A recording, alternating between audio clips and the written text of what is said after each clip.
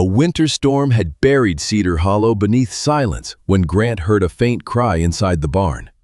He expected to find a loose door or frightened livestock, but instead discovered a freezing German Shepherd puppy beneath the hay. By the next evening, an older dog was standing beyond his window, watching the puppy without daring to come inside. She returned at sunset, again and again, as if one small light in the valley was the only thing she still trusted. Grant thought he was simply protecting a lost animal, until her tracks led toward a life waiting beneath the snow. What followed forced a man ready to abandon his home to decide what that home was truly meant to protect. Tell us where you're watching from, and please like and subscribe to help this channel reach 1,000 subscribers and inspire more stories like this. By late December, Cedar Hollow had become a world of white boundaries. Snow lay across the pastures in smooth, wind-shaped sheets, softening the fence lines and burying the narrow irrigation cuts that crossed the land. Beyond the ranch, the mountains surrounding Colorado's Gunnison Valley rose beneath a pale winter sky, their ridges sharp and blue in the distance. On clear mornings, sunlight struck the snow so fiercely that the entire valley seemed illuminated from below. Grant Mercer rarely stopped to admire it anymore. At 64, he had learned that beauty could become another kind of silence when there was no one nearby to witness it with you. Inside the ranch house, cardboard boxes stood along the walls like patient strangers.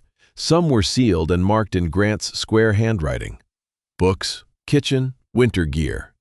Others remained open, holding objects he had picked up and put down several times without deciding whether they belonged to the life he was leaving or the one he might have afterward. The sale of Cedar Hollow had not yet been completed. A cattle company from farther east was performing its final inspection of the property, reviewing water rights, outbuildings, fences, and access roads. Grant had signed preliminary papers but had not signed away the land itself. There was still time to change his mind. That was what Harlan Pike, his nearest neighbor, had told him 2 weeks earlier. Grant had answered that changing one's mind was usually just fear dressed in respectable clothing. He had not told Harlan about the fall. It had happened beside the northern water trough in October, before the first lasting snow. Grant had stepped onto a patch of frozen mud, lost his footing, and landed hard enough to empty the air from his lungs. The fall itself had not frightened him. He had endured worse pain and in far worse places. What frightened him was the hour afterward. He had lain beneath a colorless sky, unable to push himself upright because his hip would not bear his weight. The horses had watched from behind the fence. No vehicle passed on the county road. His phone was in the house. For almost an hour, there had been no one in the world who knew he was down. Grant eventually rolled onto his stomach, crawled to the fence, and used the lowest rail to pull himself up. By the time he reached the house, he had already made the decision to sell. He told himself it was practical. Cedar Hollow covered too much ground for one aging man. The barns needed repairs. The western fence sank farther each spring. Snow had to be cleared from the long drive before supplies could get through. Grant's hearing in his left ear had faded after years of engines, gunfire, and blasts that had once seemed temporary. Now, when someone spoke from that side, their words sometimes arrived as indistinct sounds without shape. He did not fear growing old. He feared becoming the reason someone else had to reorganize a life. That evening, the storm came down from the mountains faster than predicted. By sunset, the wind had erased the tracks between the house and the barns. Snow pressed against the windows, hissing across the glass in dry, restless waves. The old ranch house creaked as if adjusting its shoulders beneath the weather. Grant stood at the kitchen counter in a gray Henley and dark jeans, eating stew from a saucepan because the bowls had already been packed. The radio on the shelf issued weather warnings through a veil of static. He could hear the announcer clearly when he turned his right ear toward it. Wind gusts above 50 miles per hour. Road closures likely before midnight. Livestock owners advised to secure outbuildings. Grant looked through the window toward the black shapes of the barn and equipment shed. The outside lights flickered once, steadied, then went out. He set the spoon down. The horses were secure in the south stable, he had checked the gates before dusk. The equipment barn, however, had an old sliding door that sometimes jumped its lower track when the wind came from the northwest. Grant pulled on an olive work shirt, a tobacco-brown canvas coat, and insulated boots. His black military watch showed 9:18 p.m. He slipped a wool cap over his short, dark hair and pocketed the silver whistle attached to his ranch keys. At the back door, he paused beside the line of packed boxes. The largest one was labeled kitchen, though half the kitchen remained in use. Grant had written the word 3 days earlier and had not opened the cabinet beneath the sink since, simply because he did not want to discover what still needed sorting. The house seemed to be dismantling itself around him in stages. He stepped outside. The storm swallowed him at once. Snow struck his face in hard grains. The beam of his flashlight reached only 20 feet before dissolving into white movement.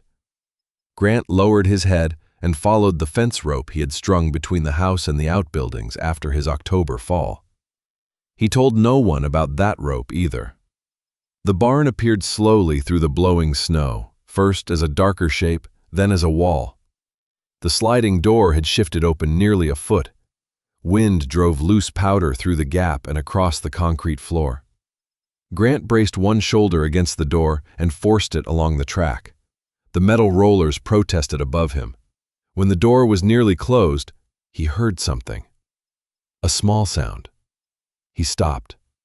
The wind pressed against the building. A loose sheet of roofing tapped somewhere overhead. Grant turned his head, offering his right ear to the darkness. Nothing. He reached for the latch. Then the sound came again, not the squeal of metal. Not a mouse beneath the feed bins. It was weaker than either, a thin, uneven cry that seemed to break before it fully formed. Grant swept the flashlight across the barn. The beam passed stacked hay bales, a workbench, coils of rope, an old manure cart, and a wooden wagon that had not moved in years. Snow had blown several feet inside, leaving pale streaks across the floor. The sound came from beneath the wagon. Grant crouched slowly. His right knee complained as he lowered himself, and for a moment the old humiliation of the water trough returned to him. The helpless hour, the indifferent sky. Then 2 small eyes reflected the flashlight. Grant set the light on the floor and removed one glove. "Easy," he said. His voice sounded too large inside the barn. Beneath the wagon, curled against a mound of damp straw, was a German shepherd puppy. The animal's black and gold coat was soaked flat against its narrow body. One ear stood halfway upright, while the other folded toward the side of its head. Its breathing came in shallow, quick movements. Grant did not reach immediately. He rested his bare hand on the straw several inches away and waited. The puppy watched him without attempting to run. That worried him more than fear would have. "You've had enough of tonight, haven't you?" The puppy's nose moved faintly. Grant edged closer. When his hand finally touched the small body, the cold surprised him. It was not the cold of snow resting on fur. It was deeper, a stillness beneath the skin. He removed his coat, wrapped the puppy against his chest, and stood carefully. The animal weighed almost nothing.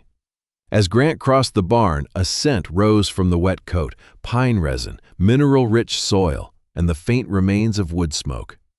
Not the clean, dry scent of Cedar Hollow's open pasture. These smells belonged to higher ground, where spruce crowded the slopes and old service cabins stood among the trees. Grant looked toward the sealed door. There were no tracks left outside. The wind had erased everything. Back in the house, he placed the puppy on a folded towel beside the wood stove.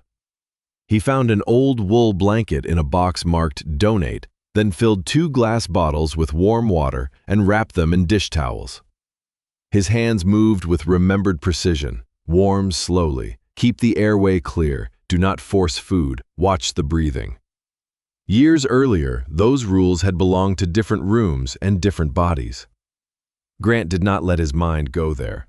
He kept his attention on the small animal before him. The puppy trembled once, then again. Grant sat on the floor and held the blanket closed around it. After several minutes, a tiny paw emerged and came to rest against the back of his hand. The gesture was probably meaningless, a reflex, a search for warmth. Still, Grant did not move. Near midnight, the electricity failed. The refrigerator went quiet. The radio died mid-sentence. Only the wood stove remained, throwing amber light across the kitchen and the waiting boxes. The puppy opened its eyes again. Grant had prepared a shallow dish of warm water. He touched a drop to its lips, then another. This time the small tongue moved. "That's right," Grant murmured. "No hurry." The puppy drank only a little before lowering its head. Grant glanced at the telephone mounted beside the pantry.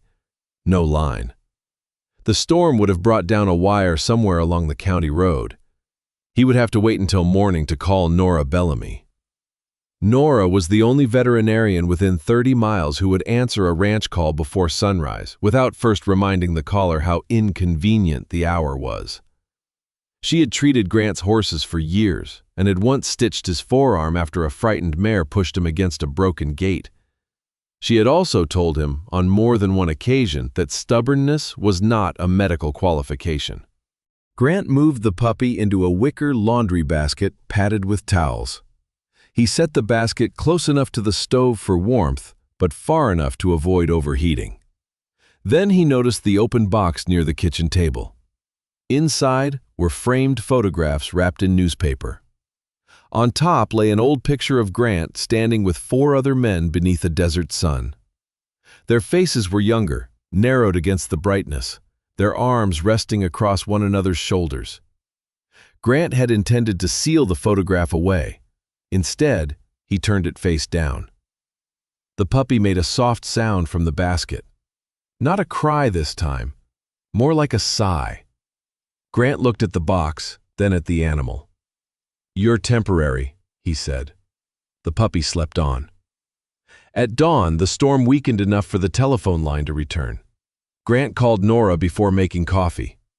She arrived shortly after 8 in a dark teal barn coat, her red-brown hair streaked with silver and tied low at the back of her neck. Snow clung to her rubber boots.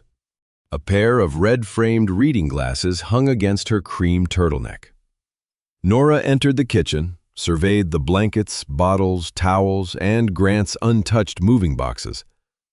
"I see you've simplified your life," she said.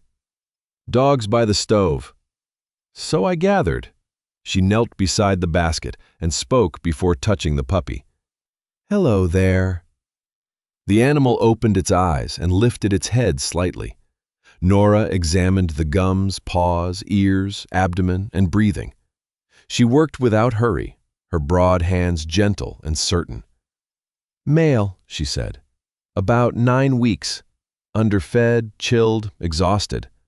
No obvious fractures, no signs that anyone deliberately hurt him." Grant's shoulders loosened by a fraction. "He wandered in?" "Maybe, but not from nearby." Nora lifted a small section of fur near the puppy's shoulder and smelled it.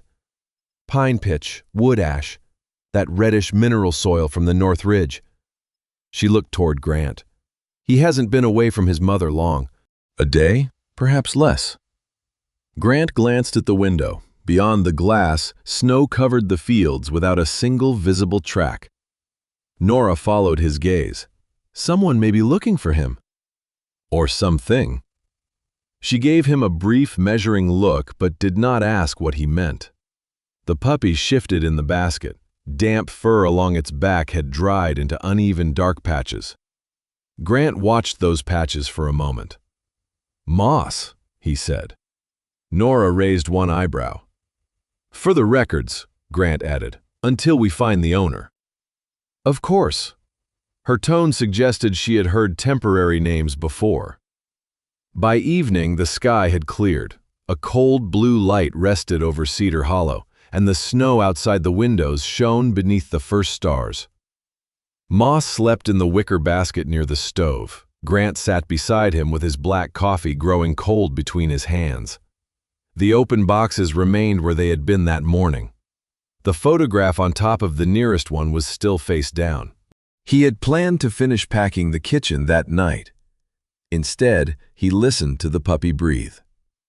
For years, silence had been the one thing Cedar Hollow never asked him to explain. Grant had mistaken that silence for peace because peace was easier to believe in than loneliness. Now, beside the slow ticking of the cooling stove, there was another sound in the house. Small, fragile, and alive. For the first time in a very long while, Grant did not wish the night would pass quickly. The day after the storm, Cedar Hollow looked almost untouched. The wind had combed the field smooth, covering Grant's tracks between the house and the barn. Fence posts rose from the snow in dark, measured intervals. The grain tower cast a long blue shadow across the western pasture, while sunlight flashed from the frozen roof lines with enough brightness to make Grant narrow his eyes. Inside the kitchen, Moss was beginning to behave less like an animal that had barely survived the night and more like a puppy inconvenienced by weakness. He had eaten a small amount of softened food under Nora's instructions. He had also attempted to climb out of the wicker basket twice, failed both times, and protested with a sound far stronger than anything Grant had heard in the barn. Grant had moved the basket closer to the kitchen table so he could watch Moss while sorting paperwork. The documents from the cattle company were arranged in careful stacks: inspection forms, proposed closing dates, equipment inventories, questions about irrigation access. Grant read the same paragraph concerning the eastern pasture 3 times without absorbing it. Moss stirred. The puppy lifted his head, ears uneven, and stared toward the window. Grant continued reading. Moss pushed himself upright. His front paws hooked over the edge of the basket, and his entire body became suddenly alert. A rapid series of small cries broke from him, not the tired complaints of hunger, but sharp, urgent sounds directed at something beyond the glass. Grant set the papers down. "What is it?" Moss scrambled out of the basket before Grant could stop him. He landed awkwardly on the rug, regained his balance, and hurried toward the window beside the back door. Grant followed. At first, he saw only the brightness of the field. Then, a dark shape separated itself from the shadow of the grain tower. A German shepherd stood beyond the western fence. She was several years past youth, though not yet frail. Snow clung to the sable-black fur along her back and shoulders. Her chest and legs were a deep honey gold, darkened by moisture near the paws. The left ear bent slightly forward at the tip, while the right remained fully upright. She did not pace or sniff along the ground. She stood absolutely still, looking into the house. Moss pressed both paws against the lower window pane and cried again. The older dog's head lifted. Grant felt the answer before he could reason through it. "You know her." Moss's tail moved so quickly that his hindquarters swayed. Grant studied the dog outside. She was thin but not starved. Her coat was weathered rather than neglected. Nothing about her posture suggested confusion. She had come to this place with a purpose. He stepped toward the back door. The dog immediately shifted her weight away from the house. Grant stopped with his hand near the latch. Her body had changed without becoming openly defensive. Her head lowered, her front legs stiffened. She was prepared to retreat, not attack. "All right," Grant said quietly. "You set the distance." He moved to the pantry and found a metal bowl that had escaped the packing boxes. He added warm water to a portion of dog food, then carried it outside. The air had the hard, clean cold that followed a storm. Snow creaked beneath his boots. The German shepherd backed toward the fence line. Grant did not look directly at her. He placed the bowl on the lowest porch step, walked inside, and closed the door. For nearly a minute, she did not move. Moss whined at the window. His small nose fogged the glass. The dog glanced toward the trees, then back toward the house. She advanced several steps, paused, and tested the air. When she finally reached the porch, she ignored the bowl. Instead, she walked to the window. Moss stretched upward as high as he could. The older dog raised her muzzle until only the glass separated them. Their noses met on opposite sides of the pane. Moss became quiet. The change was immediate. His restless body softened. His tail slowed. He stood with his forehead against the window as though the contact, however incomplete, had restored something that warmth and food had not. Grant remained several feet away. The older dog looked past Moss and met his eyes. There was no gratitude in her expression, no appeal, only calculation and restraint. Grant understood both. After several seconds, she stepped back and ate from the bowl. She swallowed quickly, lifting her head after every few bites to look toward the field. When the food was gone, she lay down in the snow beneath the window. Moss lowered himself onto the rug inside. Mother and puppy rested less than 3 feet apart, divided by glass and a wall neither of them knew how to cross. Grant stood in the kitchen with his hands at his sides, feeling like an intruder in his own house. The dog remained for 9 minutes. He knew because he looked at his watch when she lay down, and again when she rose. As the sun dropped behind the ridge, she turned north and moved across the pasture in a steady trot. She slipped beneath the lowest rail of the fence and continued toward the dark line of spruce beyond Grant's land. Moss cried after her until the last movement disappeared among the trees. That evening, Grant called Nora. "You saw another dog?" she asked. "Adult female, German Shepherd, sable coat, left ear folds at the tip." There was a pause at the other end. "Did she come close?" "Close enough to look through the window." "And the puppy?" "Knew her." Nora asked him to describe the dog again, this time more slowly. When he mentioned the honey coloring on the legs and the uneven ears, she exhaled. "I may have examined her last fall." Grant leaned against the counter. "Owner?" "Not exactly." Nora explained that a seasonal water technician named Wyatt had found a pregnant German Shepherd near an abandoned service building north of Red Elk. The dog had no tag, no readable microchip, and no owner had answered the notices posted in the county. Wyatt had taken temporary responsibility for her because the weather was worsening and the nearest shelter was already full. "He brought her to my clinic in October," Nora said. "Very cautious, healthy enough, protective without being unpredictable." "Did she have the puppies there?" "Not at the clinic. Wyatt said he had permission to keep her at the maintenance cabin until the litter was old enough to be moved." Grant looked through the dark window. "How many?" "3, according to his last message." Grant turned toward Moss. The puppy was asleep beside the stove, one black-marked paw extended beyond the blanket. "When did you hear from Keene?" "A little over a week ago. He was finishing field checks before the upper road closed." "Have you called him?" "I tried after you found Moss. No answer. But that doesn't mean much up there. Service is unreliable." Grant's gaze returned to the window.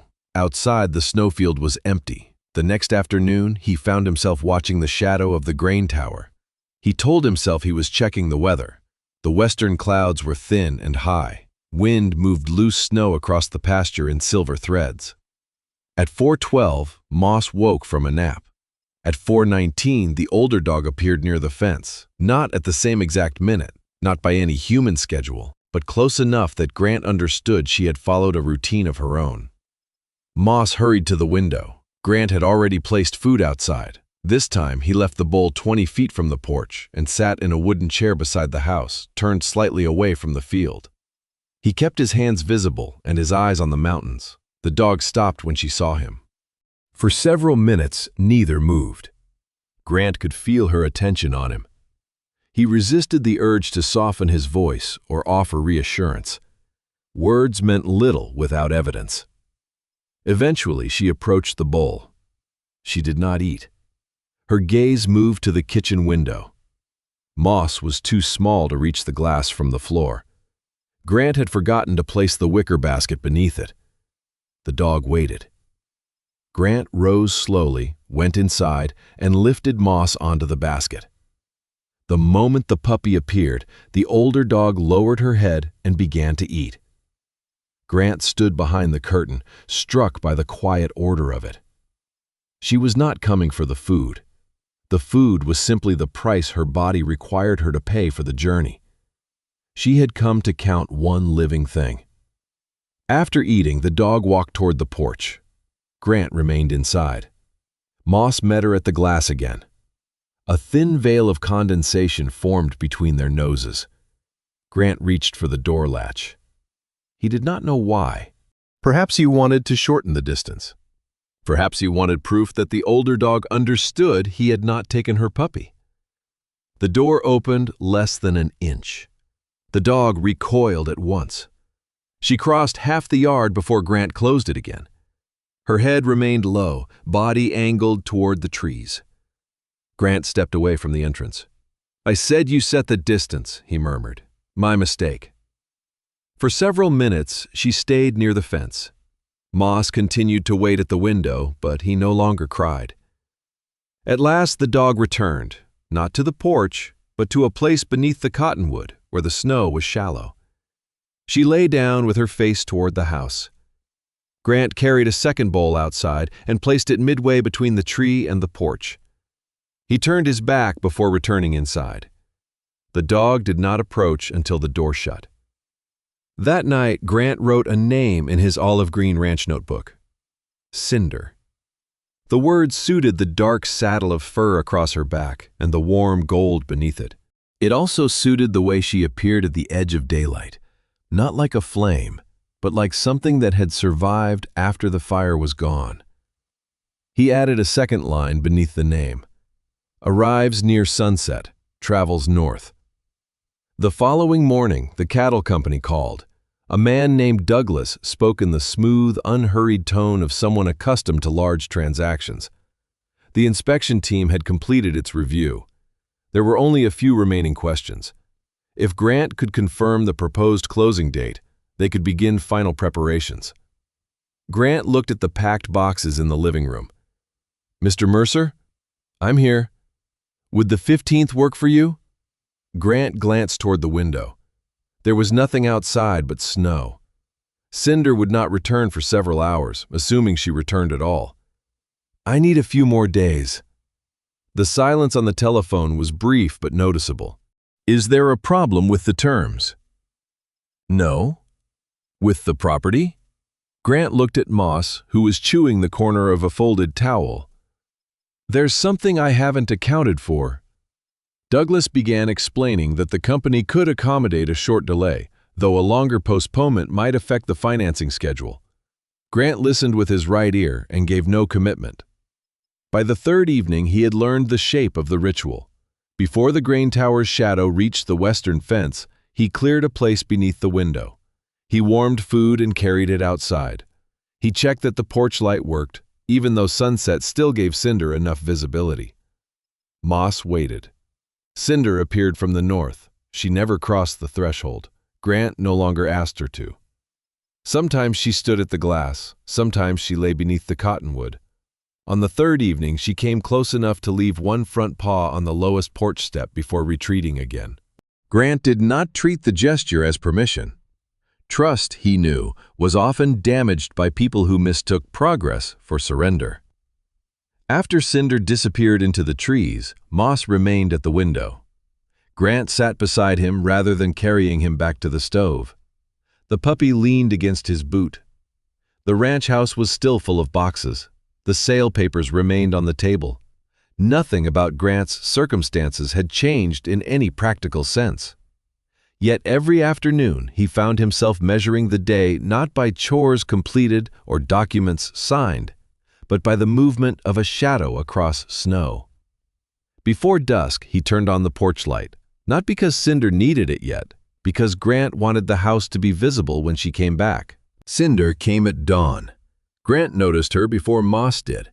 He was standing at the kitchen sink, watching the first pale light spread across the eastern ridge, when a dark shape appeared beside the north gate. At that hour, the porch lamp still burned, though the storm had passed and the sky above Cedar Hollow was turning clear. For 3 evenings, Cinder had approached from the western pasture near sunset. She had kept to the same path, paused beneath the cottonwood, checked Moss through the window, and disappeared before darkness settled over the field. This morning she did none of those things. She stood at the gate with her head low and one hind leg lifted almost completely from the snow. Frozen clumps had formed along the fur beneath her chest. Her flanks moved rapidly with each breath. Grant set down his coffee. Moss woke at the sound of the chair scraping back. He hurried to the window, but Cinder did not come closer when the puppy cried. She looked toward the house only once, then turned north. She moved several yards along the fence and stopped. When Grant remained inside, she looked back, not toward Moss, toward him. Grant pulled on his canvas coat and stepped onto the porch. The cold struck sharply after the warmth of the kitchen. Cinder waited near the gate, her injured leg touching the ground only long enough to steady herself. Grant approached without looking directly at her. She did not retreat. That was the first thing that unsettled him. The second was the direction she kept facing, north, toward Red Elk. Grant stopped beside the porch rail. He could have followed immediately. The old impulse was there. Assess, move, solve the problem before anyone else complicated it. Instead, he looked at the mountains. Fresh snow covered the maintenance roads. Wind had filled the shallow cuts and softened the edges of the slopes. A single person could disappear 20 yards from a marked trail and leave no sign visible from a vehicle. Grant returned inside. Moss protested when the door closed, but Grant ignored him long enough to make 2 calls. The first went to Harlan Pike. Harlan answered on the 4th ring with the voice of a man who had already been awake for hours. "What broke?" "Nothing here," Grant said. "The dog came back injured. She wants me to follow her north." A pause. "The mother?" "Yes." "You planning to go alone?" "No."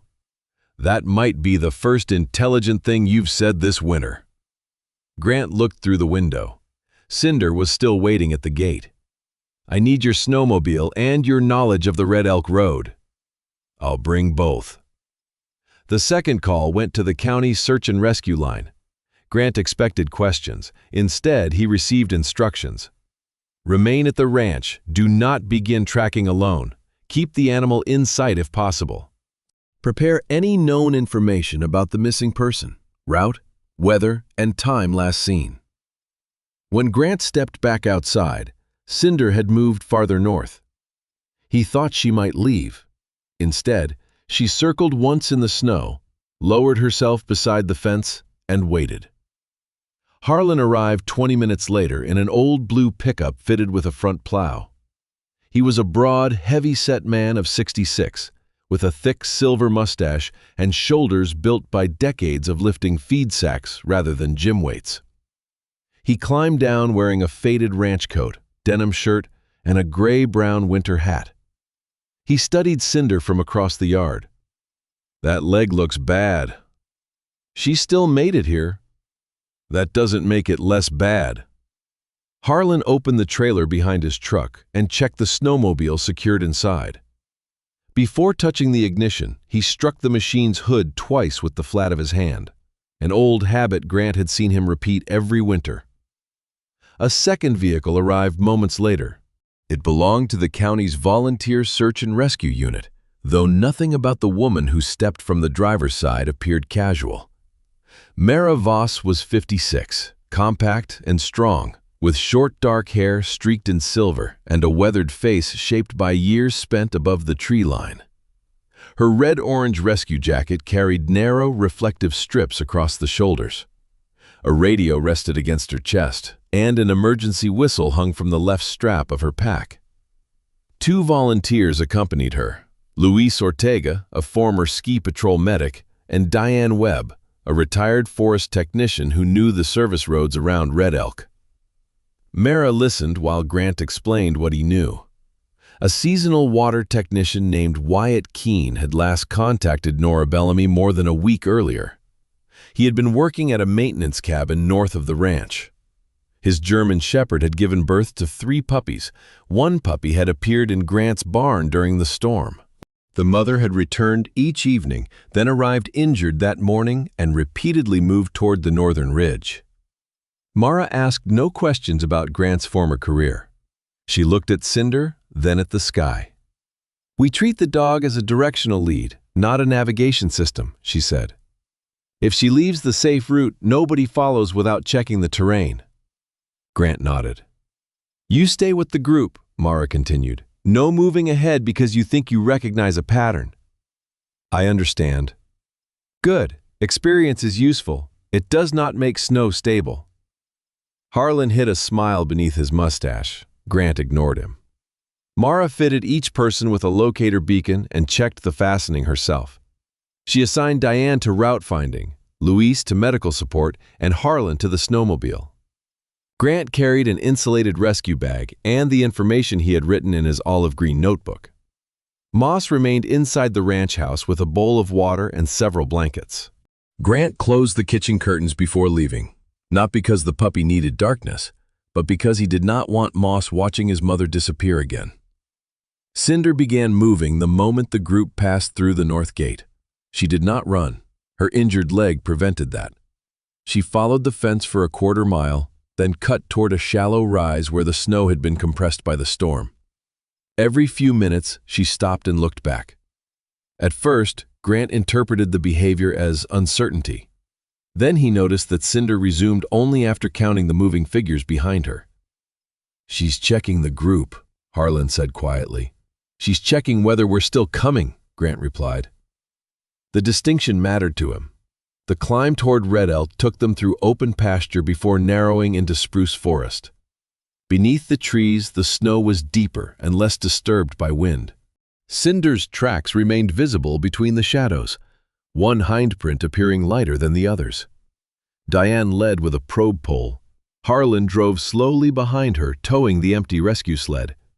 Mara kept Grant in the center of the group despite his attempts to move nearer the front. The maintenance road vanished beneath a long drift. Cinder left the road and turned toward a stand of young firs. Mara raised one gloved hand. Everyone stopped. The dog moved 10 yards into the trees, then waited. Diane examined the slope and shook her head. "Old drainage cut beneath that snow. Too soft for the machine." Mara redirected the group along a higher contour. For several minutes they moved away from Cinder rather than toward her. The dog paced at the edge of the trees. Grant watched her agitation grow. "She knows a shorter route," he said. "She knows a route that works for 80 pounds on 4 feet, Mara answered. "You're bringing 5 adults, equipment, and a sled." Grant accepted the correction. Cinder followed the group uphill and rejoined them when the safer path curved back toward the maintenance line. That moment changed something in Grant's understanding of the search. They were not obeying the dog. They were working with what she could offer. Her memory, her scent trail, her refusal to abandon whatever waited ahead. Nearly an hour after leaving Cedar Hollow, they found the snowmobile. It lay tilted in a drainage ditch, one side buried beneath powder. The front cowling was cracked, and a storage compartment hung open. A single glove rested several feet downhill. Harlan shut off his machine. Diane examined the tracks around the wreck. "He got out," she said. A shallow trail continued upward from the ditch. In places it resembled a crawl more than footsteps. Mara crouched beside the broken handlebars. A satellite communicator had been crushed against the frame, its casing split. The damage explained the silence more clearly than any speculation could. Cinder sniffed the abandoned glove, then pushed past the wreck. She gave a low, strained sound when her injured paw touched the slope, but she did not stop. Grant picked up the glove and tucked it into his pack. The trail led deeper into the spruce. They found the station 20 minutes later. It was smaller than Grant had imagined, a square timber structure with a metal roof half hidden beneath snow-laden branches. A narrow stovepipe released only the faintest thread of smoke. Cinder reached the door first. She scratched once, then stood with her nose pressed to the gap beneath it. Mara motioned for Luis to move forward. Grant heard a sound from inside, not a call, more like a rough movement followed by silence. Luis opened the door. Warmth had nearly vanished from the room. A small emergency stove glowed weakly in one corner. Beside it lay a man wrapped in 2 blankets, his face pale beneath several days of stubble. Wyatt Keene was lean, younger than Grant had expected, with long features and faded blue-gray eyes that struggled to focus. His right ankle had been bound with torn fabric and a wooden splint. 2 German Shepherd puppies were pressed against his chest beneath the upper blanket. Cinder crossed the room without hesitation. The puppies began making soft, urgent sounds as soon as they smelled her. Cinder lowered herself beside Wyatt, nosed each puppy, then touched her muzzle briefly to the man's cheek. Wyatt's eyes opened fully. "You came back," he whispered.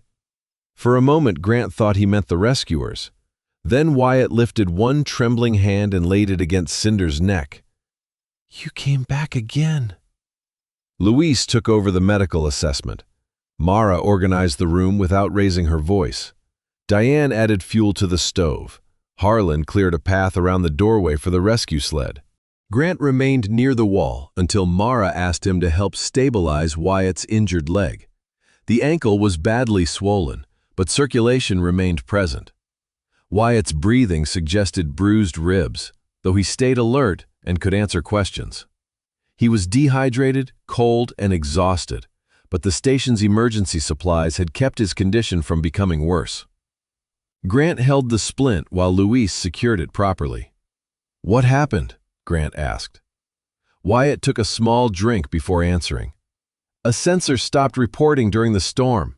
I went up to check the relay." He paused, gathering breath.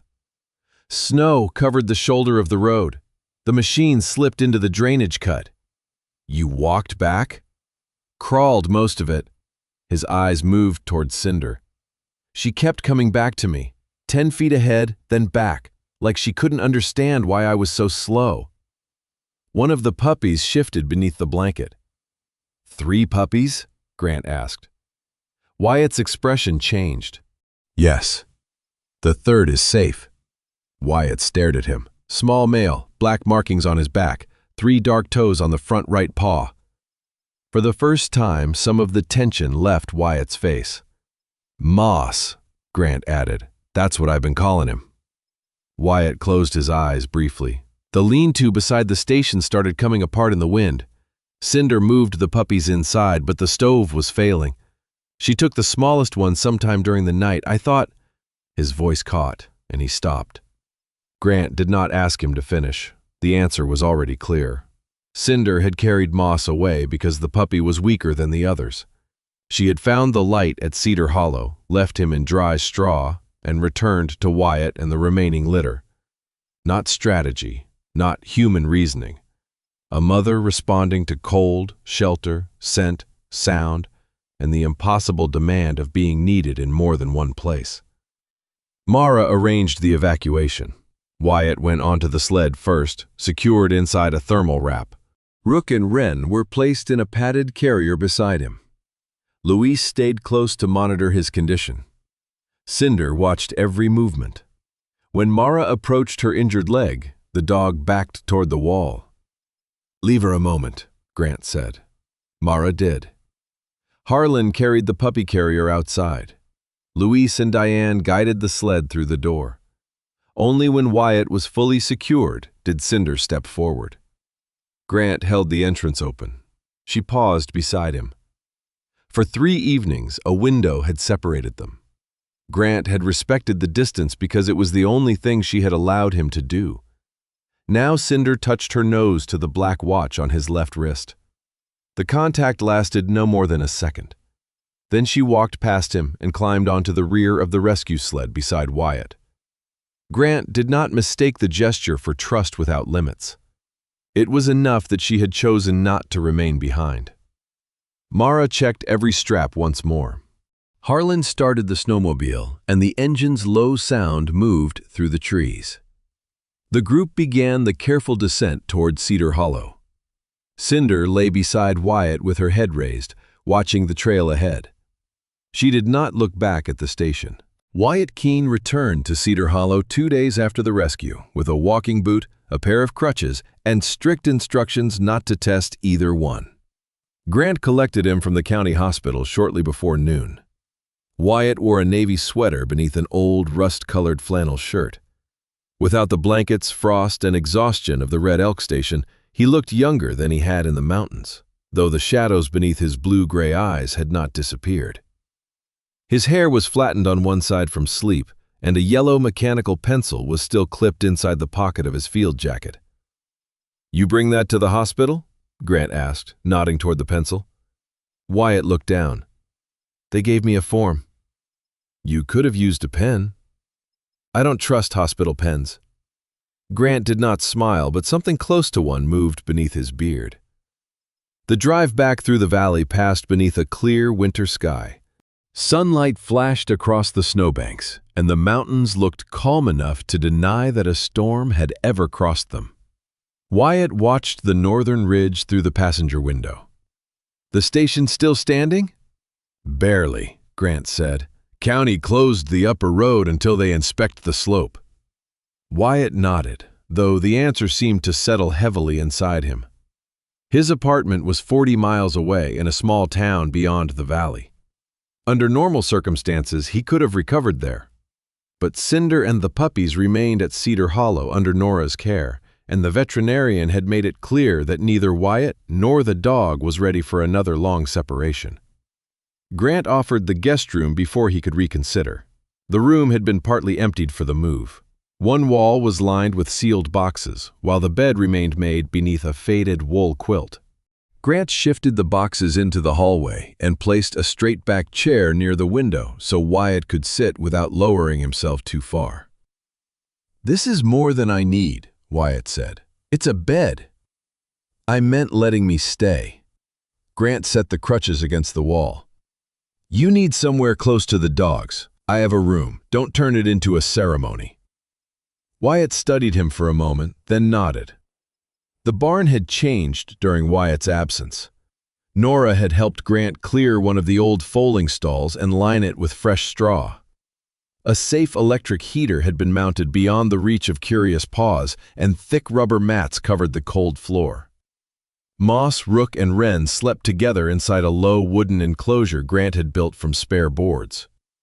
Cinder lay beside the open stall door. She had been cleaned, examined, and fitted with a light bandage around her injured hind leg. The fur beneath the wrap had been clipped short. Even now, with Wyatt entering on crutches, she did not rush toward him. Her head lifted, her body became still, then Wyatt lowered himself carefully onto the bench beside the stall. "Hello, Sin." The dog rose and crossed the few feet between them. She pressed her muzzle beneath his hand and remained there. Grant turned away, giving them the privacy of not being watched too closely. The puppies had no such restraint. Moss climbed over Rook, Wren stepped into the water dish, and within seconds, all three were scrambling toward Wyatt. He laughed as they crowded his good leg. It was not a loud laugh. It sounded unused. Cinder positioned herself between the puppies and the open barn aisle, facing outward while Wyatt touched each small head. "She always does that," he said. "Counts them? Then guards the direction trouble would come from." Grant leaned against the stall divider. "She still sleeps beside the exit." "She did that at the maintenance cabin, too." "Doesn't trust walls?" Wyatt looked at Cinder's bent left ear. "Maybe she trusts the option of leaving." For the next several days, Cedar Hollow took on a routine Grant had not planned. Nora arrived each morning in her dark teal barn coat to check Cinder's leg and monitor the puppies. Wyatt moved carefully between the guest room, kitchen, and barn. Grant handled the physical work without announcing that he was doing so, while Wyatt tried to be useful without violating his medical instructions. He failed at that last part repeatedly. On the first afternoon, Grant found him attempting to carry a bag of feed while balancing on one crutch. On the second, Wyatt had dragged a folding table into the barn and covered it with maps, weather printouts, and handwritten notes. "You're supposed to rest," Grant said. "I'm sitting." "You moved a table." "I slid it." "With what?" Wyatt glanced at Cinder. Grant looked at the dog. Cinder looked away. By the third day, she allowed Grant to change the bandage on her leg without Wyatt touching her collar. She remained tense, but she did not retreat. Grant worked slowly, keeping his movements visible. When he finished, Cinder sniffed the clean wrap and touched her nose to his wrist near the black watch. The contact no longer felt accidental. Grant still did not reach for her head. Trust, he had learned, was easier to preserve when one did not immediately ask it for more. That afternoon, Wyatt spread a topographic map across the kitchen table. A red pencil line marked the Red Elk diversion system. Blue numbers had been written beside several monitoring points. Grant poured coffee into 2 mugs. "What are you looking at?" "The last readings before the relay failed. I thought the storm took the sensor offline." "It did, but not all at once." Wyatt rotated the map toward him. The upper gauge stopped transmitting first. The lower pressure reading continued for another 23 minutes. Grant looked at the columns of figures. And the lower reading increased after the upper gauge went dark. Wyatt tapped the paper with the yellow pencil. That should not have happened unless water was backing up. The kitchen seemed quieter around the map. Grant set down his mug. What could block it? Timber, rock, ice. The storm caused a small slide above the outlet. We saw debris along the slope during the rescue, but we were focused on getting everyone down. Could it clear itself? Yes. Wyatt's expression made the answer sound less reassuring than the word. And if it does? That depends on how much is being held behind it. He reached for another sheet. A weather forecast had been printed across the top. Warm air arrives in 3 days. The lower elevations may get rain instead of snow. Rain on the snowpack. Wyatt nodded. It adds water while compressing what is already there. If the blockage fails gradually, the channel may handle it. If it releases at once, the surge follows the natural drainage toward the county bridge. Grant knew the bridge. Everyone in the lower valley did. It was the only reliable winter route connecting 3 ranches to the main road. Below it stood livestock barns, fuel tanks, and equipment sheds built decades before anyone mapped seasonal flood paths properly. Who have you told? Leah Dobbins. The name was familiar. Leah was the county's water resources engineer, known for carrying more maps than patience. She's coming this afternoon, Wyatt said. Grant looked toward the barn window. Cinder lay where she could see both Wyatt and the puppies. You were injured, Grant said. The equipment failed. That isn't the same as missing something. Wyatt's fingers tightened around the pencil. I went up because one sensor stopped reporting. I saw instability in the readings before I left. Did you know the outlet was blocked? No. Then you didn't ignore it. Wyatt stared at the map. For a long moment, Grant thought he would say nothing. Then Wyatt spoke without looking up. When I was in the Army, I inspected temporary bridges. Grant remained still. There was one crossing that had shifted after heavy transport. Not enough to close it automatically, but enough that I wrote a concern in the report.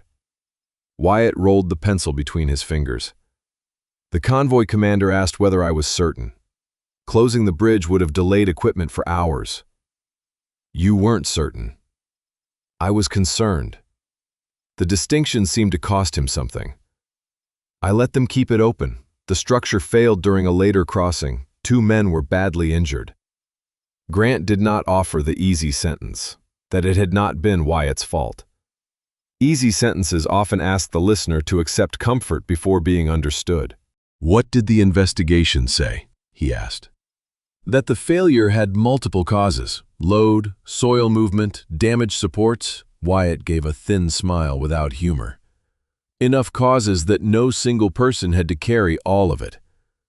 But you did. Wyatt finally looked at him. The worst decision I ever made was not a wrong calculation. It was deciding that uncertainty gave me permission to stay quiet.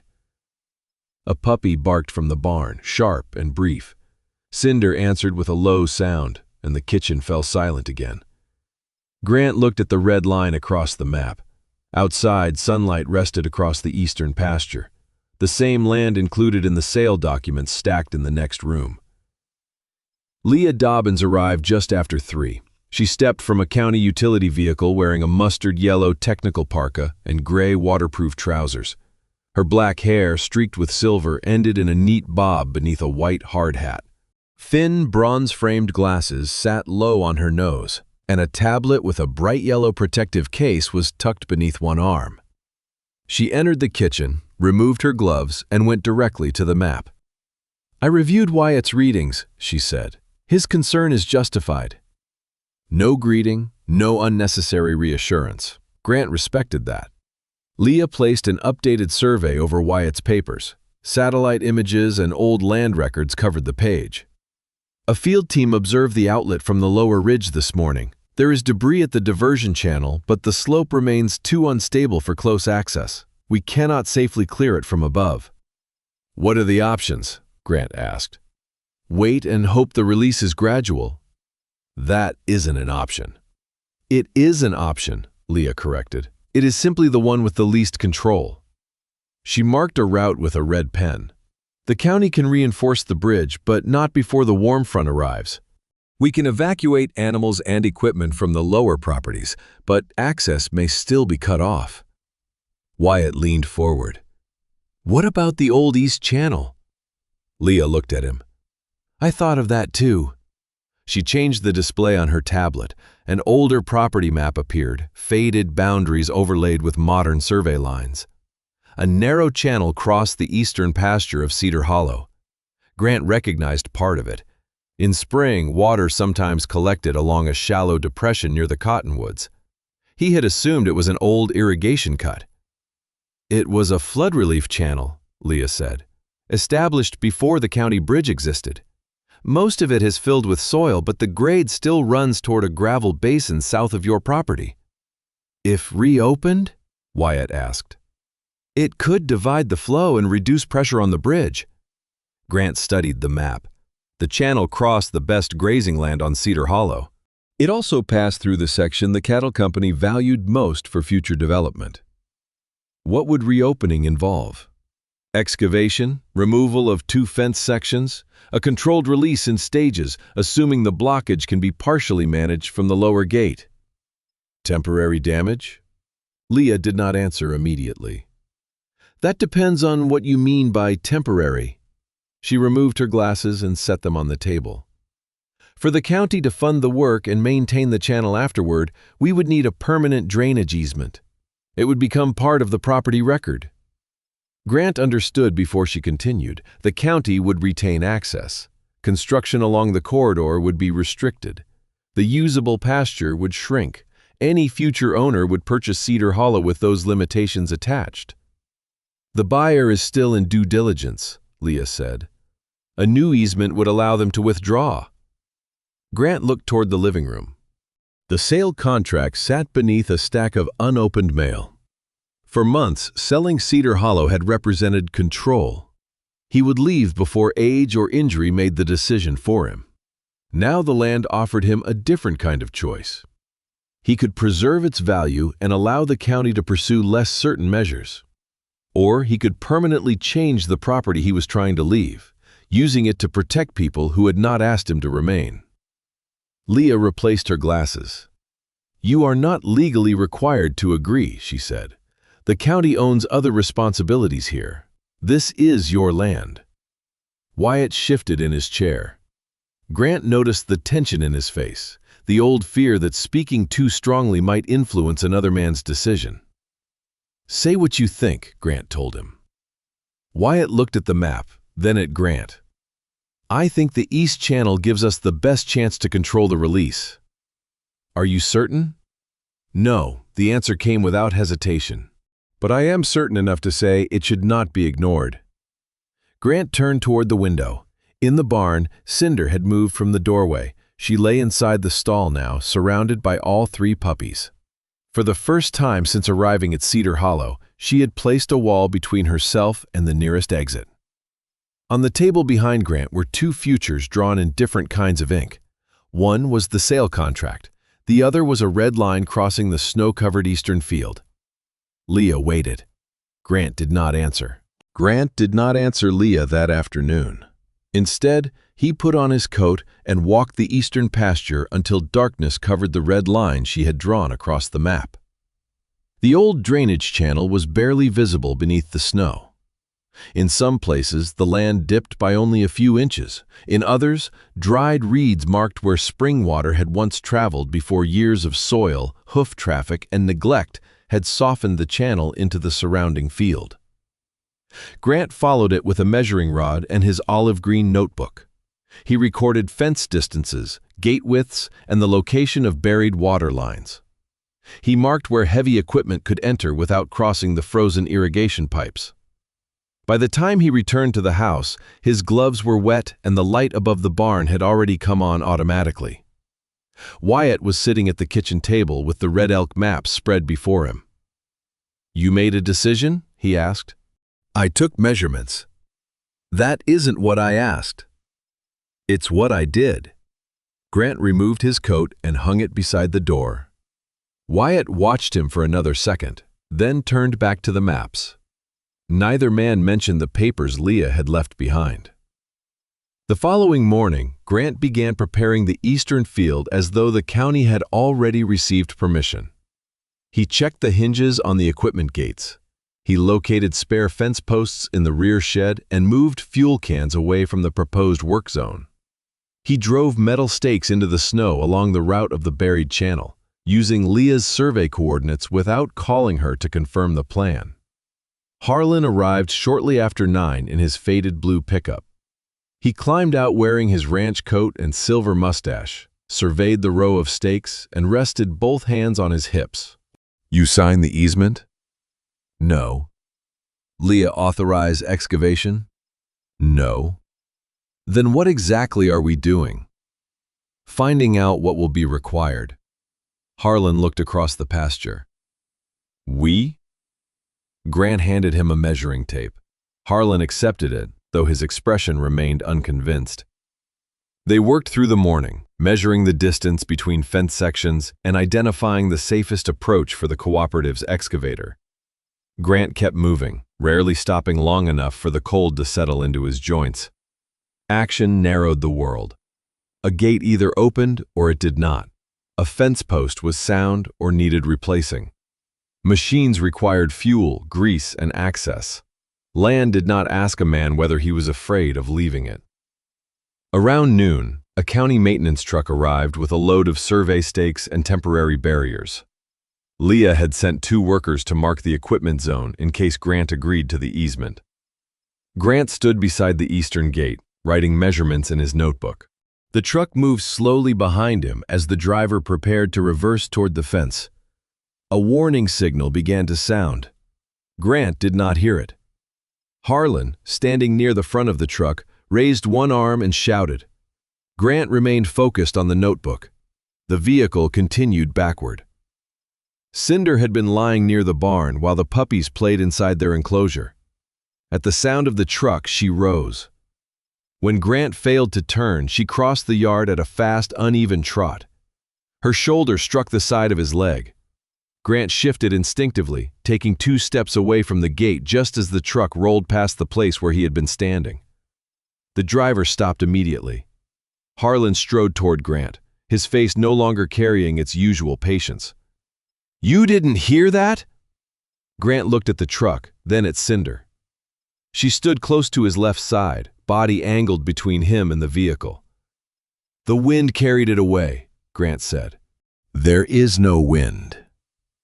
The statement landed harder than an accusation would have. One of the county workers looked down, pretending to adjust a barrier. The driver remained inside the cab, both hands gripping the wheel. Grant closed his notebook. Harlan lowered his voice. "How long?"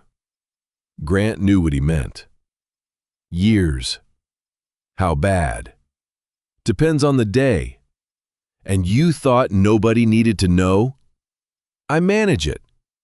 Harlan looked toward the tire tracks beside the gate. "That did not look managed."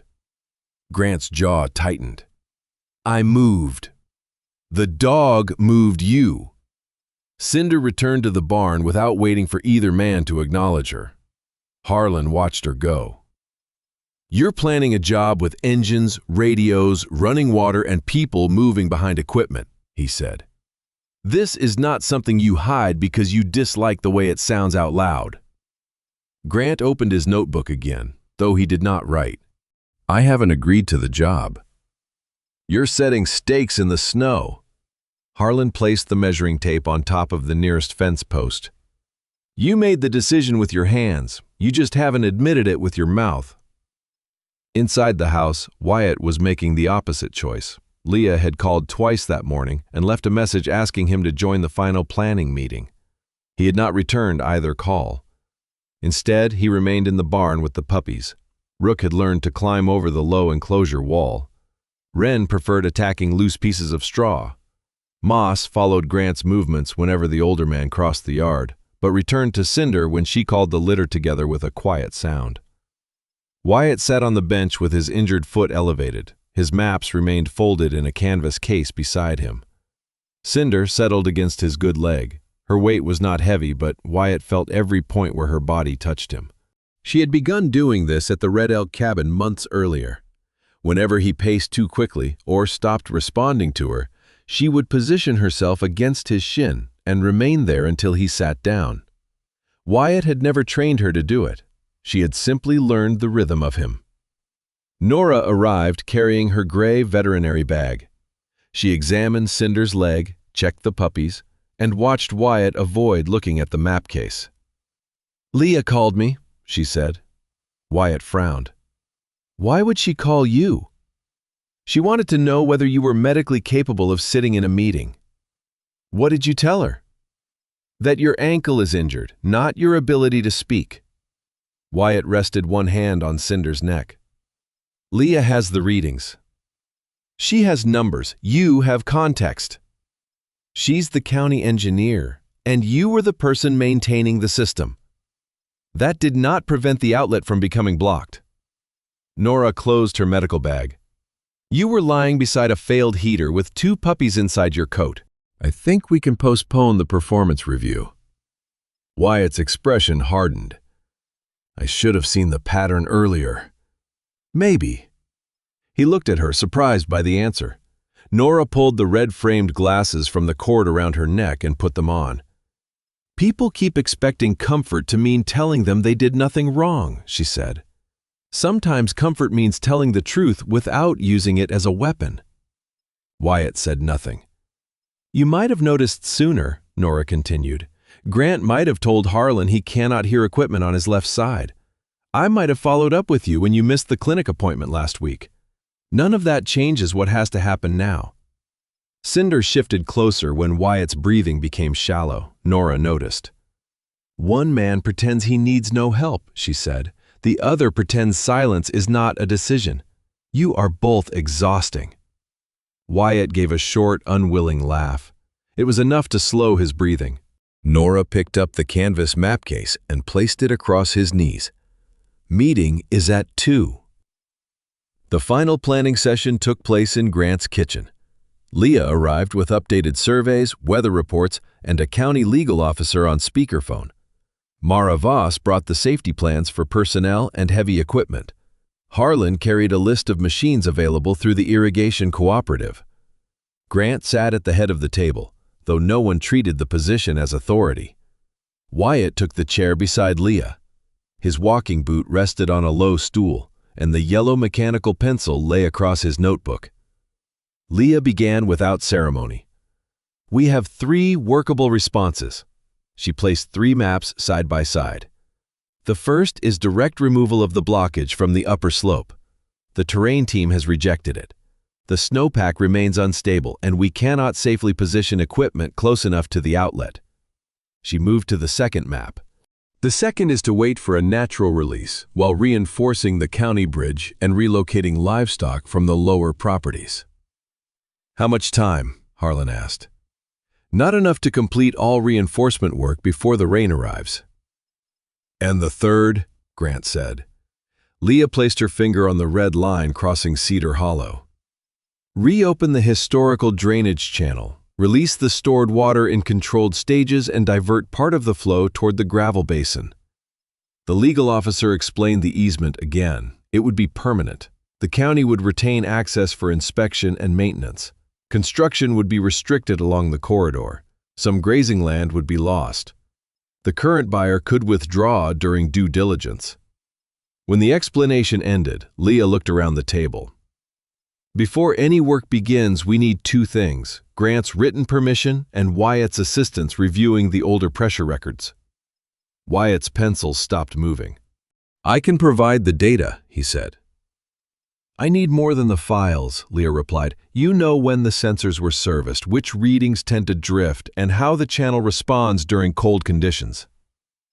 Wyatt stared at the map. Grant recognized the silence. It was the same silence he used when someone spoke from his left side, and he did not want to ask them to repeat themselves.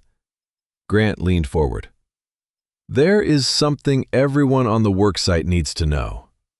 Harlan looked at him but did not interrupt. "My hearing on the left is unreliable," Grant said. "Some frequencies are worse than others. Engines and wind make it difficult to separate voices from background noise." Mara's response was practical. "What accommodations work?" Grant had expected sympathy or concern. The question surprised him. "Radio on my right shoulder, visual confirmation for equipment movement, important instructions repeated face to face." "We can add a vibrating receiver for evacuation signals," Mara said. Leah made a note. "Harlan stays on your right during field communication," she said.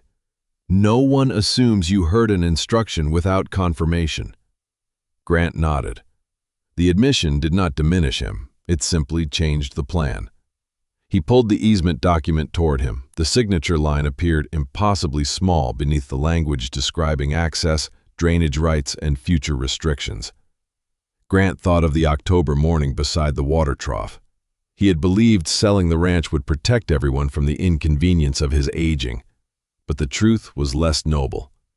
Leaving without asking anyone to help had been easier than staying and allowing them to know his limits. He signed his name. The sound of the pen moving across paper was the only sound in the kitchen. Leah waited until he placed it down. "I will file the emergency authorization today," she said. "The permanent easement will require final recording after the event." "The buyer?" Harlan asked. "Will be notified immediately." Grant looked at the signed document. "Notify them." Across the table, Wyatt opened his map case. "I'll help review the data," he said, "but I will not make the release decision alone." "No one asked you to," Leah replied. "I need that stated clearly." Leah met his eyes. "The decision will be shared. You analyze the historical readings. I approve the technical thresholds. Mara controls field safety. If any stop condition is reached, the release pauses automatically." Wyatt nodded once. He turned to a blank page and drew 3 boxes. "Then we open the channel in stages," he said. "First, release at low volume. Stop and measure pressure at the bridge, the lower gate, and the gravel basin. Second stage only if all 3 remain within range." "And the third?" Harlan asked. "Only after another full stop." Leah took the red marker from her pocket. "What will make us stop?" Wyatt listed the conditions. "Unexpected pressure increase, bank saturation beyond the safe line, loss of communication, equipment movement, or any person entering a restricted zone." Mara added wind visibility limits and emergency signals. Harlan assigned machines and operators. Grant marked the buried lines and fence access points from memory, then checked them against his notebook. No one possessed the entire answer. By dusk, the kitchen table had disappeared beneath maps, schedules, equipment lists, and handwritten safety procedures. Outside, the eastern pasture remained smooth and white. Cinder stood in the barn doorway, watching the people move between the house and the field. Behind her, the 3 puppies slept in a single untidy pile. Grant stepped onto the porch. The land looked no different than it had that morning, yet the signature inside the house had changed what Cedar Hollow would be long after he was gone. Harlan came to stand on Grant's right side. Neither man mentioned why. "We start marking the full corridor tomorrow," Harlan said. Grant looked across the snow toward the hidden channel. Not alone. Harlan nodded. No, not alone. The morning chosen for the release began under a sky so clear that the danger felt impossible. Sunlight struck the snow across Cedar Hollow and broke into sharp white glare. The mountains beyond the valley stood cleanly outlined against the blue, while meltwater began ticking from the south-facing roof of the barn. At 7, the temperature had already climbed above freezing. By 8, a thin rain had started at the lower edge of the valley. It did not fall heavily. That made it easier to underestimate. Each drop darkened the snow and pressed more weight into the surface. The powder that had carried footsteps the day before now clung to boots and machine tracks like wet cement. Grant stood near the eastern fence in his forest green winter jacket, checking the vibrating receiver secured beneath his right sleeve. His radio was clipped high on his right shoulder. A bright strip of orange tape had been wrapped around the antenna so anyone speaking to him could confirm which side they needed to approach. The accommodations felt unfamiliar, not humiliating, simply unfamiliar. Harlan Pike sat in the cab of the cooperative's excavator, his silver mustache visible through the glass. He tapped the machine's hood twice before climbing inside, despite having inspected it less than an hour earlier. 2 neighboring ranchers worked nearby, removing fence rails and stacking them beyond the marked corridor. Mara Voss moved between the teams in her red-orange rescue jacket, checking boundaries and repeating the stop signals. One raised fist meant freeze all equipment. 2 arms crossed overhead meant clear the channel. A repeated vibration from Grant's receiver meant immediate evacuation from the work zone. No assumptions, Mara told them. If communication fails, the work stops. If visibility falls, the work stops. If anyone enters the marked corridor without clearance, the work stops. Harlan leaned from the excavator cab. You planning to let us work at all? Mara looked up at him. That depends on your ability to follow simple instructions. Harlan grinned and closed the door. Near the county command vehicle, Wyatt sat beside Leah Dobbins with his walking boot resting on a padded crate. The van had been positioned on stable gravel above the channel where its windows overlooked most of the eastern pasture. Inside, portable monitors displayed pressure readings from the lower gate, the county bridge, and the gravel basin south of Grant's property. Wyatt had not slept much. He had reviewed the figures until after midnight, checking thresholds against older winter records. Each time he found a number that supported the plan, another possibility entered his mind. Sensor lag, bank erosion, a release faster than the models predicted. Leah had finally closed his notebook. You are not going to remove uncertainty by staring at it longer, she had said. Now the notebook lay open again across his knee. Cinder remained with Nora inside a fenced safety area near the barn. The puppies were secured in the heated stall, far from the equipment. Cinder wore a dark green winter coat over her sable and gold fur, though the healing leg beneath it still caused a slight unevenness in her gait. She disliked the machinery. Each time the excavator moved, her ears shifted toward the engine and her body tightened. Nora kept a loose hold on the leash rather than pulling it short, allowing Cinder enough space to settle without letting her enter the corridor. Moss watched through the stall opening, one ear upright and the other still reluctant to follow. At 8:20, Leah gave approval for excavation to begin. The excavator bucket cut into the first section of filled channel. Dark earth rose through the snow. The old drainage route appeared gradually, not as a clean trench, but as a shallow depression packed with decades of soil, roots, and stones. Harlan worked slowly, following the stakes and stopping whenever Grant or one of the ranchers uncovered an old fence footing. Grant moved along the edge with a probe rod, marking places where the original channel narrowed. He knew this field better than any person present. He had repaired its fences, rotated livestock across it, cut hay from it, and crossed it during every season. But the work that morning revealed a version of Cedar Hollow. The old drainage route appeared gradually, not as a clean trench, but as a shallow depression packed with decades of soil, roots, and stones. Harlan worked slowly, following the stakes and stopping whenever Grant or one of the ranchers uncovered an old fence footing. Grant moved along the edge with a probe rod, marking places where the original channel narrowed. He knew this field better than any person present. He had repaired its fences, rotated livestock across it, cut hay from it, and crossed it during every season. But the work that morning revealed a version of Cedar Hollow older than his ownership. Beneath the familiar pasture were stone-lined cuts, rotted timbers, and buried iron collars from culverts installed long before he arrived. The land had been carrying forgotten decisions for generations. Near the center of the field, Grant stepped beyond the excavator's cleared track to inspect a line of reeds poking through the snow. Harlan called something from behind him. Grant heard only the low engine and the wet scrape of metal against earth. He turned his right side toward the excavator, but Harlan had already shut down the machine. Grant raised one hand to show he had seen him. Then Cinder barked. It was a single, hard sound from the safety enclosure. Grant looked toward the barn. Cinder stood with her body pulled forward against the leash, eyes fixed on him. Nora spoke to her, but the dog did not look away. Grant glanced down at the snow ahead. Nothing appeared unusual. He moved the probe rod toward the reeds. Cinder barked again, twisted free of Nora's loosened grip, and crossed the short distance before anyone could intercept her. She did not charge blindly into the work zone. She stopped several feet in front of Grant, lowered her body, and refused to move farther.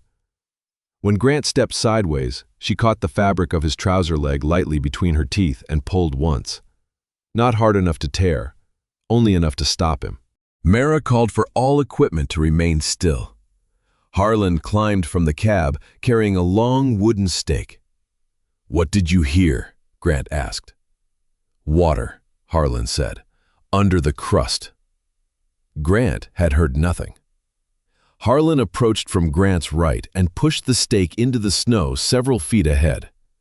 The surface collapsed instantly. A section nearly 4 feet wide dropped into a hidden drainage cut.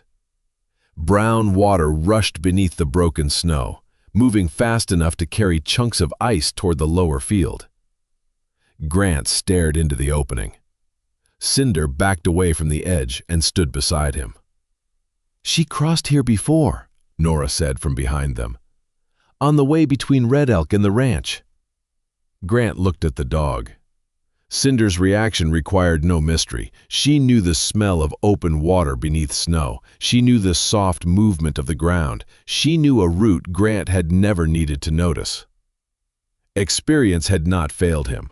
It had simply belonged to someone else. Mara ordered the area remarked and closed. Grant handed the probe rod to Harlan. "You take the remaining survey." Harlan studied him. "You sure?" "Yes." There was no embarrassment in the answer, no attempt to disguise the reason. Grant moved back toward the designated observation area and clipped Cinder's leash to the safety rail himself. "Thank you," he said. Cinder sniffed his wrist near the black watch, then turned her attention back toward the field. By late morning, the main channel had been reopened to the gravel basin. The next step took place several miles uphill, where a county crew had installed a temporary control gate below the blocked section of Red Elk. They could not remove the debris safely, but they could begin releasing a limited amount of stored water into the reopened route. Leah reviewed the procedure over the radio. "Stage 1 at 20%. Hold for 15 minutes. No increase without confirmation from all 3 monitoring points." Wyatt repeated the thresholds. Bridge pressure below the red line. No visible movement along the lower bank.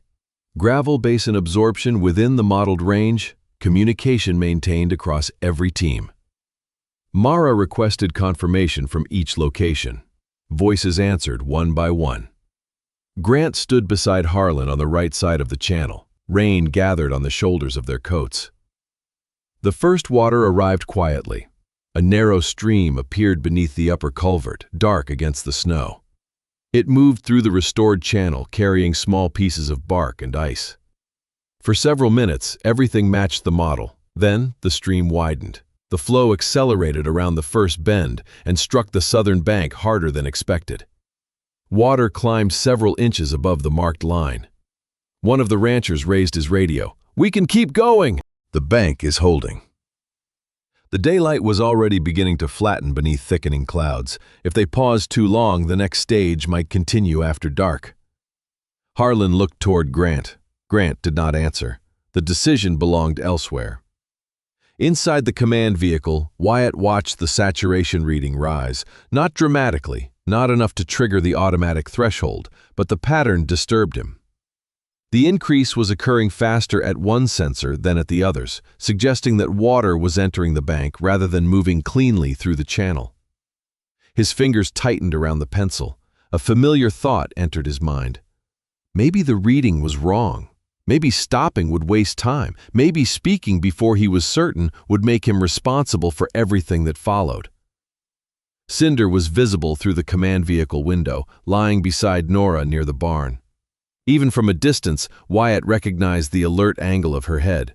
He remembered the bridge from years before. Not the collapse itself, the moment before it, when concern had still been only a sentence he could choose to say or keep. Wyatt pressed the radio button. "Hold the release!" For a second, no one responded. Leah turned toward him. "What are you seeing?" "South Bank saturation is increasing too quickly. It has not crossed the limit, but the rate is inconsistent with the other points." "Sensor fault?" "Possible." "Bank instability?" "Also possible." Leah studied the data. Outside, the current continued through the channel. The rancher near the lower bend called again. "Bank still looks good from here." Wyatt looked at Leah. "I am not asking you to accept my conclusion. I am asking us to stop long enough to check it." Leah reached for her radio. "All stations, stage 1 remains on hold, no increase." A county worker crossed to the southern bank with a manual moisture probe. The first test came back high. The second, farther downstream, was normal. Harlan walked the area with the probe rod and found an old animal burrow beneath the bank, creating a path for water into the soil. The weakness was small. At higher flow, it could have widened rapidly. The crew reinforced the section with gravel, compacted soil, and sand-filled barriers. The delay lasted nearly an hour. No one complained after they saw the hollow beneath the bank. When Wyatt's breathing became shallow, Cinder rose in the safety area and pulled lightly toward the command vehicle. Nora did not take her closer. She simply placed one hand on Cinder's shoulder and let Wyatt see that the dog was watching. Leah waited until the repaired bank passed inspection. Then she turned to Wyatt. "Ready to reassess?" Wyatt checked the figures again, not alone. Leah verified the thresholds. Mara confirmed safety conditions. The lower teams reported clear channels. "Stage 2, Wyatt said. "Same hold. No shortcuts." The second release moved more smoothly. Water passed the reinforced bend and spread through the gravel basin in several shallow streams. Pressure at the county bridge began to decrease. By mid-afternoon, the third stage opened. The flow filled the old channel from edge to edge, cutting through the last pockets of snow and carrying meltwater toward the basin. The eastern pasture changed before Grant's eyes. White became brown. Grass flattened beneath the current. Fence posts stood in water up to their lower rails. The field the cattle company had valued most became a broad, wet corridor of mud, broken ice, and flowing water. Yet beyond Cedar Hollow, the county bridge remained secure. No surge entered the lower ranches. The pressure reading at Red Elk continued falling until Leah finally removed her glasses and allowed herself to breathe. "We have control," she said over the radio. The words traveled across every team. Grant felt the receiver vibrate against his wrist before Harlan repeated them into his right ear. The machines shut down one by one. Rain continued to fall lightly as the crews stood beside the channel they had reopened. No one cheered. The work had been too careful and the danger too quiet for celebration to feel natural. Harlan looked across the damaged pasture. "Whole Valley will remember what you gave up here." Grant watched water move around a stone that had probably been buried for 50 years. He thought of ownership records, Sale contracts, fence lines, and all the ways people divided land into pieces small enough to believe they controlled it. "This field was carrying water before my name was on it," he said. Harlan waited. "It will carry water after my name is gone." The current continued south beneath the fading winter light. Cedar Hollow no longer looked untouched. For the first time, Grant thought that might be an improvement. The cattle company withdrew its offer 11 days after the emergency drainage easement was entered into the county record. The notice arrived by certified mail. Grant opened it at the kitchen table while Moss slept beneath his chair, one oversized paw resting across the toe of Grant's boot. The letter was polite, carefully worded, and final. The permanent access corridor reduced the usable acreage and restricted future construction on the eastern field. Under the due diligence clause, the buyer was exercising its right to terminate the agreement. No accusation, no penalty, no second negotiation. Grant read the letter twice, folded it along its original lines, and placed it beside the cold coffee on the table. For months, the sale had represented an orderly exit. He would transfer the land while he was still capable of choosing where to go. He would leave before a fall, an illness, or a missed warning forced someone else to make the decision for him. Now the exit had closed. Outside the window, the reopened channel cut across the eastern pasture like a dark seam.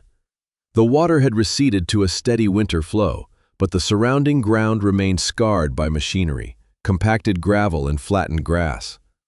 Grant had given the valley a safer route for the water. In return, the land was no longer worth what it had been before. For several days, he treated that fact as proof that he had waited too long. He repaired hinges that did not need repairing. He reorganized tools already arranged by size. He began moving boxes from the hallway back into the guest room, then stopped halfway and left them stacked beside the door. Wyatt had returned to his apartment by then, though he drove to Cedar Hollow almost every afternoon to care for Cinder and help with the puppies. His ankle improved slowly. He no longer needed crutches, but the walking boot remained, and Nora still threatened to report him to the hospital whenever she caught him carrying anything heavier than a bag of dog food. Harlan came by on the fourth morning after the letter arrived. He found Grant beside the equipment shed, replacing a perfectly sound latch. "You planning to sell the ranch one hinge at a time?" Harlan asked. Grant continued tightening the bolt. Latch was loose. It was not. It is tighter now. Harlan leaned against the wall, his silver mustache collecting a line of frost. "The cooperative board meets Thursday." Grant glanced at him. "About what?" "Your eastern pasture. The county has the drainage right. The county has a corridor. You still have grazing land north and west of it." Grant returned to the latch. Harlan waited. "What are you proposing?" Grant finally asked. "The cooperative leases the usable pasture. We handle seasonal grazing, fence maintenance along the shared boundaries, and snow access to the channel. I can manage my own fences." "You can," Harlan said. "That is not the same as needing to." Grant looked across the yard. Moss and the other puppies were tumbling through shallow snow beside Cinder. She watched them from near the barn door, correcting the roughest play with a quiet nudge rather than a bark. Harlan followed Grant's gaze. "You keep the house, the barn, and the acreage around them," he said. "Lease the rest. Let the land work without requiring you to work every part of it." Grant gave a humorless laugh. "That sounds like retirement." "You retired years ago. Not from this." "Maybe that is the problem." Grant did not agree that morning. He also did not refuse. By spring, the arrangement existed on paper. The irrigation cooperative leased the western and northern fields for grazing. Harlan took responsibility for the horses through the winter months and coordinated hay deliveries. The county maintained the drainage corridor. A part-time ranch manager named Eli Turner began visiting every Monday and Thursday. Eli was 58, narrow-shouldered, patient, and permanently sunburned across the bridge of his nose. He had managed small ranches throughout the valley for 3 decades and possessed the rare ability to repair machinery without insulting either the machine or its owner. On his first visit, Eli inspected the water troughs, the fencing, and the tractor. Then he handed Grant a written list. "What is this?" Grant asked. "What I found. I know what is on my property." Eli pointed to the second item. "North trough heater is drawing too much power." Grant frowned. "I checked it last week. Then it started failing after last week." Eli moved to the third item. "The west gate drops half an inch when the ground softens." "It has done that for years." "Then it has been wrong for years." Grant looked at Harlan, who had brought Eli over. Harlan raised both hands. "I said he was good. I did not say you would enjoy him." The system worked because it did not depend on Grant pretending he was incapable. He still rose early. He still fed Moss, walked the property, maintained the barn, and recorded weather conditions in the olive green notebook. He simply stopped treating every task as a private test of whether he still deserved to remain. The dogs changed too. Nora completed the veterinary records, vaccinations, and temperament evaluations for all 3 puppies. Wyatt formally registered Cinder as his dog after the required ownership search produced no claim. Rook, the boldest of the litter, began following Nora whenever she visited the barn. He showed no fear of livestock, vehicle noise, or unfamiliar rooms, though he had a habit of stealing her red-framed glasses when she set them within reach. Nora denied wanting him until the day she arrived with a dark blue collar already fitted with an identification tag. Wren was quieter. She preferred watching from beneath benches before approaching anyone. Harlan's wife, Marion, met her during a visit to Cedar Hollow and sat on the barn floor for nearly 40 minutes without attempting to touch her. By the end of the visit, Wren was asleep against Marion's boot. Harlan took that as a decision made by both of them. Moss remained with Grant through all of it. As the puppies grew, his ears finally stood evenly, though the right one still tilted outward when he was tired. He followed Grant from kitchen to barn, waited beside the porch when Grant checked the weather, and carried work gloves into whichever room Grant had just left. Wyatt raised the subject one afternoon while they repaired the low enclosure. "Moss should stay here." Grant did not look up from the hinge. "He needs a younger owner. He needs the person he already follows." "I am 64. "That is not a diagnosis." "It is arithmetic." Wyatt rested the hammer across his knee. "He could live 12 years. "I know." "You might still be here." "Might." The word ended the conversation. 2 days later, Nora placed a folder on Grant's kitchen table. Inside were veterinary estimates, exercise guidelines, emergency contacts, and a blank section titled Contingency Care. Grant looked at her. "This is excessive. This is responsible. I did not say I was keeping him. You keep calling him yours when you think no one is listening." Grant glanced toward Moss, who was sleeping beneath the window. Nora opened the folder. "Do not decide based on fear. Make a plan." The plan took a week. Wyatt agreed to become Moss's primary backup caregiver. Harlan and Marion offered temporary care if Grant was hospitalized or unable to remain at Cedar Hollow. Grant created a dedicated veterinary account and added Moss to the emergency information posted beside the telephone. Eli modified one section of fencing so Moss could exercise safely without reaching the equipment yard. Grant arranged weekly training sessions and acknowledged that a young German shepherd required more than companionship beside a wood stove. Finally, he signed the adoption record. There was no ceremony. Nora checked the signature, closed the folder, and handed Grant a dark brown leather collar with a rectangular brass tag. Moss Mercer. Grant held it longer than necessary. Across the kitchen, Moss woke and came to him. "You have expensive timing," Grant said. Moss placed his chin on Grant's knee. That was the end of the argument. Wyatt accepted a permanent position with the County Water Resources Office before summer. His work combined field inspections with data analysis, allowing him to return gradually to the mountain routes without being solely responsible for every decision. He rented a small house 5 miles from Cedar Hollow. Grant helped him move 1 table and 3 boxes, then left before the afternoon could become sentimental. They did not become father and son. Wyatt did not manage Grant's medication, schedule his appointments, or organize his life. Grant did not supervise Wyatt's career or offer advice simply because he was older. They became something quieter. The kind of friends who noticed when the other stopped answering calls. The kind who could ask for help without first building an excuse. A year passed. The next winter arrived gently. The first lasting snow fell overnight, covering the restored fences, the equipment tracks, and the edges of the drainage channel. By morning, Cedar Hollow had regained the clean brightness Grant remembered from before the storm. But the land was not the same. Water still moved through the eastern field, narrow and silver between shelves of ice. County markers stood along the easement. New gravel protected the banks. The pasture had lost part of its former symmetry, but it had gained a purpose no sale brochure could have measured. Grant sat beside the kitchen window with a mug of coffee. Moss, now tall and broad through the chest, rested at his feet. The black saddle across his back had deepened with age, but the 3 dark toes on his front right paw remained easy to recognize. On the table beside Grant lay a compact hearing aid case and a vibrating watch linked to the ranch's emergency system.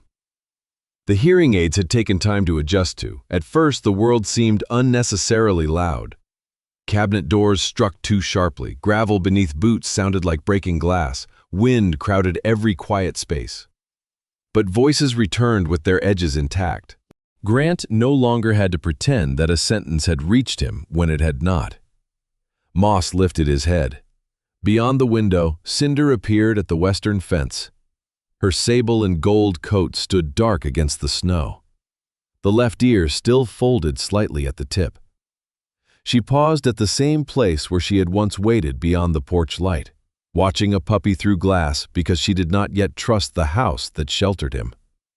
Moss rose. Grant opened the door. The young dog ran across the yard, scattering snow behind him. Cinder received him with a lowered head and a firm nudge to the shoulder when his greeting became too energetic. Then she looked toward Grant. There was no hesitation this time. Cinder crossed the porch and entered the kitchen. Snow loosened from her coat as she walked to the wood stove. She turned once, settled onto the rug, and released a long breath. Wyatt arrived several minutes later, carrying 2 cups of coffee from the diner in town. "You know you have a coffee maker," Grant said. "You know yours tastes like fence stain." Grant accepted the cup. Through the window, Harlan could be seen near the north pasture, checking a gate with Wren trotting at his side. Farther down the county road, Eli's truck moved slowly toward the ranch for the Monday inspection. The house was not crowded. It was connected. Grant looked around the kitchen. The cardboard boxes were gone. Some had been unpacked, some had been donated. A few remained in the attic, holding things he no longer needed to decide about immediately. The old photograph of Grant and 4 younger men stood on a shelf near the stove. It was no longer face down. Cinder slept beneath it. Grant had once believed that aging with dignity meant leaving before anyone had to carry part of his weight. He had treated dependence as a debt and solitude as proof that he had paid his own way. Cedar Hollow had taught him otherwise. No one in the valley stood entirely alone. Water crossed property lines. Animals followed scent rather than ownership records. One person heard what another could not. One person saw instability in a number. One person brought the right machine. One dog remembered a safe light across a winter field. Grant rested a hand on Moss's neck. A home was not built by people who never needed rescuing. It was built by people who could say, "Today I need you," without believing the words made them smaller, and who remained close enough to answer when tomorrow belonged to someone else. Outside, winter sunlight moved across the channel. Cedar Hollow no longer belonged to Grant in the absolute way he had once imagined ownership. The county shared a path through it. The cooperative worked its fields, friends crossed its gates, dogs came and went through its open kitchen door. For the first time, Grant did not feel that anything had been taken from him. The house was no longer silent. The door was no longer locked. And Cedar Hollow was finally home. Sometimes healing does not arrive as a grand miracle. Sometimes it comes as an open door, a faithful dog, or a neighbor willing to stand beside us. Grant learned that needing others does not make us weak. It reminds us that none of us were meant to carry life alone. May you notice the quiet gifts already finding their way to your door. Share your thoughts in the comments and subscribe for more stories of loyalty, healing, and hope. May peace find its way into your home.